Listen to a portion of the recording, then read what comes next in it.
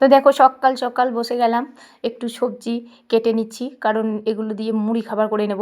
তো তার জন্য আমি গাজর, ফুলকপি, আলু একটু জিরে জিরে করে কেটে নিলাম। তো দেখো এই দেখো কাটা কমপ্লিট হয়ে গেছে। এবারে আমি কড়াইটা গ্যাসের মধ্যে বসিয়ে দিলাম। তো একটু শুকনো মশলা করে নেব, তার জন্য আমি কয়েকটা শুকনো লঙ্কা দিয়ে দিয়েছি। আর কড়াইয়ে পরিমাণ মতো জিরে আর মৌরি দিয়ে একটু নাড়াচাড়া করে একটু ভাজা ভাজা হয়ে যাবে, একটু নেড়ে চেড়ে নেব এপিট উপিট করে।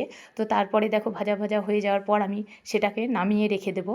তো পরে আমি সেটা মিক্সিতে গুঁড়ো করে নেব। তো এবারে কড়াইয়ে পরিমাণ মতো তেল দিয়ে দিলাম। তো তেল দিয়ে দেওয়ার পর যে আলুগুলো সবজিগুলো কেটে আমি রেখেছি, তো সেটা দিয়ে দেবো কড়াইয়ের মধ্যে, একটু নাড়াচাড়া করব, একটু লাল লাল হতে থাকবে। তো তারপরে আমি পরিমাণ মতো লবণ হলুদ দিয়ে আমি সেটাকে অল্প আঁচ দিয়ে ঢেকে রেখে দেবো কিছুক্ষণ মতো।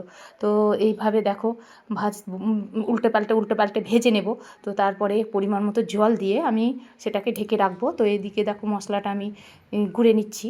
তো গুঁড়ে নেওয়ার পর আমি এবারে একটু পরিমাণ মতো চিনিও দিয়ে দিলাম, কারণ একটু কষুটে ভাব থাকবে যেহেতু সবজি দেওয়া হয়েছে। তো এবারে তোমাদেরকে আমি একটু দেখিয়ে দিই, হাই করে দিই।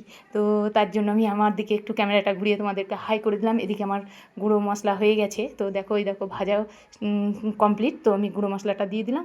এবারে আমি দেখো খেতে বসবো।